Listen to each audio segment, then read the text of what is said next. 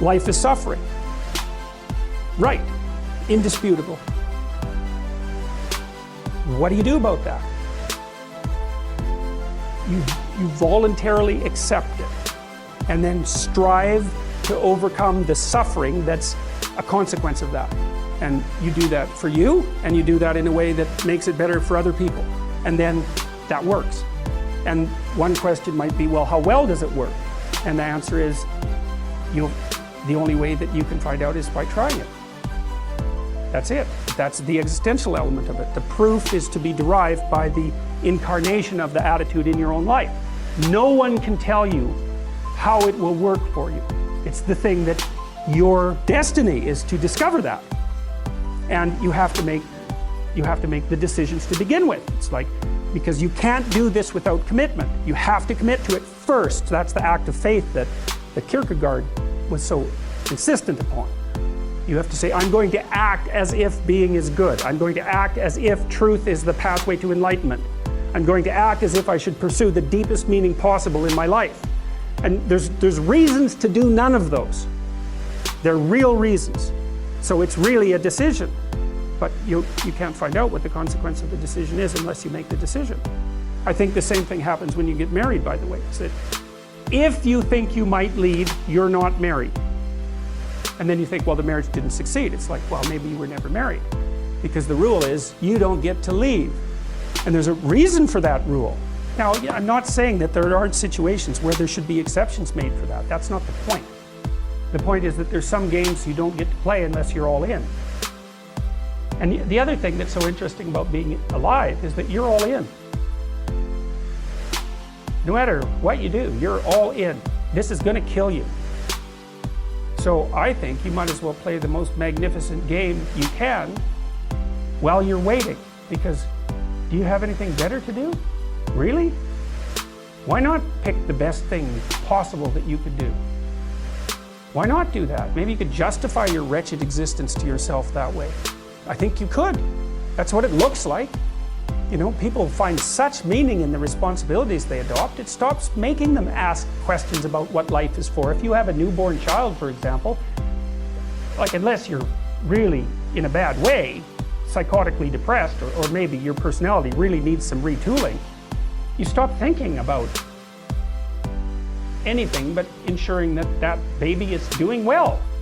And if someone comes along and asks you an existential question about your commitment to that, the right response is, why are you asking me such stupid questions when this is manifesting itself right in front of your eyes? Like, how blind can you be? That isn't a time for questions about the meaning of life. The answer is right in front of you.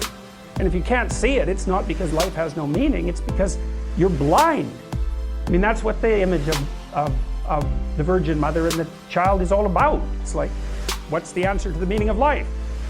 Here's an answer. It's like, well, I'm going to criticize that. Well, go right ahead. You know, it's like what you're like a what do you call that? A termite gnawing on a temple. There's no utility in that sort of criticism. It's blindness. And it's the same thing with regards to the path of the hero. It's like it glistens in front of you and you can criticize it. It's like, fine, put the cart before the horse and see how far you get. So I thought, to bring full closure to the class, I was trying to solve this terrible puzzle that confronted me and many other people about how it was that human beings got themselves in such a tangle about what they believed. Such a tangle that we were pointing the ultimate weapons of destruction at one another, which, by the way, we are still doing. And I thought, okay, well, I understand that. We need our belief systems. They orient us. And that means there will be conflict between belief systems, and that can be a catastrophe. And that's being played out everywhere, again, in very many ways. What's the solution to that? Well, one possibility is there's no solution. It's just mayhem all the way around. Could be the case. But it seemed to me, as I delved into it, that the proper solution to that was to live properly as an individual, because you're more powerful than you think. Way more powerful than you think. I mean, God only knows what you are in the final analysis. You're blind to your own weaknesses, but you're also blind to your own strengths.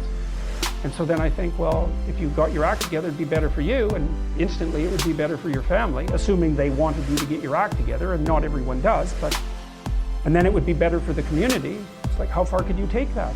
If you stopped wasting time, and if you stopped lying, and if you oriented yourself to the highest possible good that you could conceive of, and you committed to that, how much good could you do?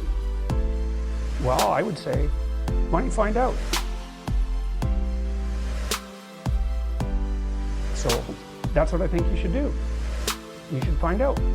You don't have anything better to do. And there's nothing in it, as far as I've been able to tell, there's nothing in it but good. So maybe you could sort yourself out so that you wanted nothing but the good. And then maybe you could help make that manifest in the world. And maybe we wouldn't have all these terrible problems then. At least we'd have fewer of them, and that would be a start. So it's the answer to the problem of humanity is the integrity of the individual. That's the answer. So, and states that are predicated on that realization are healthy. So, and states that aren't are doomed to stagnation and catastrophic collapse. And personalities that are predicated on self-tyranny and the tyranny of others are doomed to collapse. So, and then you think, well, what's the barrier? And the barrier is, are you willing to accept the responsibility? And part of the answer to that is, reduce the damn responsibility until it's tolerable. You don't have to fix everything at once. You could just start by fixing the things that you could fix. Or you could even do it more. You could do it with even less self-sacrifice. You could start by fixing only the things that you want to fix. God, you can get a massive way that way. So do it. See what happens. That's what you should have been taught in university right from the beginning. It's like, aim at the highest good. Tool yourself into something that can attain it. And go out there and manifest it in the world. And everything that comes your way will be